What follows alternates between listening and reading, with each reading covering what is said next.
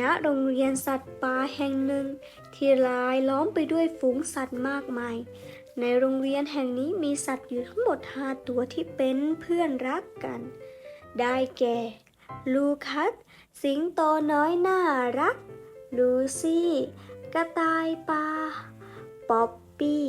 หมีน้ำตาล สวัสดีลูคัส ลูซี่ และมีโจอี้ช้างน้อยน่ารัก และไดมอนด์กบน้อยผู้น่าเอ็นดู ทั้ง5 ตัวชอบเล่นด้วยกันทุกวัน ไม่ว่าจะเป็นลูกบอล ตัวต่อ หรือว่าหุ่นยนต์ แต่มีสิ่งที่ทั้งหมดลืมทำอยู่เสมอนั่นก็คือ ลืมเก็บของเล่น วันหนึ่ง หลังจากลูคัส ลูซี่ ป๊อปปี้ โจอี้และไดมอนด์เล่นตัวต่อจนสร้างปราสาทใหญ่โตเสร็จแล้ว ทั้งหมดต่างพากันรีบวิ่งออกไปเล่นซ่อนแอบโดยไม่เก็บตัวต่อเลย ของเล่นก็กระจัดกระจายอยู่เต็มพื้น ทันใดนั้นลมประหลาดก็พัดแรง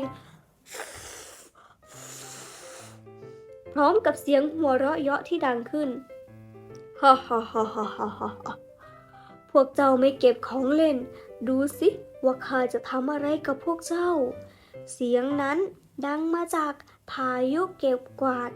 เสียงลึกลับมักจะลงโทษเด็กที่ไม่เก็บของเล่นให้เรียบร้อยพายุเก็บกวาดพัดแรงจนตัวต่อปลิวไปทั่วโรงเรียนทำให้ปราสาทที่เด็กๆสร้างพังทลายลงสัตว์ทุกตัวตกใจมากรีบวิ่งกลับมาดูแต่ก็สลายไปแล้วของเล่นที่พวกเขารักกลับถูกทำลายจนไม่เหลือชิ้นดีเราจะทำยังไงดีล่ะโจอี้ถามเพื่อนๆด้วยน้ำเสียงเสียใจเราไม่ควรให้ของเล่นกระจัดกระจายแบบนี้เลยลูซี่กระต่ายป่าพูดพร้อมกับน้ำตาทันใดนั้นพายุเก็บกวาดก็ปรากฏตัวขึ้นในรูปของเมฆดำถ้าพวกเจ้าสัญญาว่าจะเก็บของเล่นทุกครั้งหลังเล่นเสร็จข้าจะช่วยคืนของเล่นให้พวกเจ้าสัตว์น้อยน่ารักก็รีบพยักหน้าและพูดพร้อมกันว่าเราสัญญาพายุเก็บกวาดยิ้มและหายตัวไปของเล่นทุกชิ้นกลับมาสมบูรณ์เหมือนเดิมเหล่าสัตว์น้อยดีใจและรีบเก็บของเล่น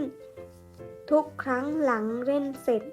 และโรงเรียนสัตว์ป่าแห่งนี้ก็กลับมาสงบสุขอีกครั้งหนึ่งนิทานเรื่องนี้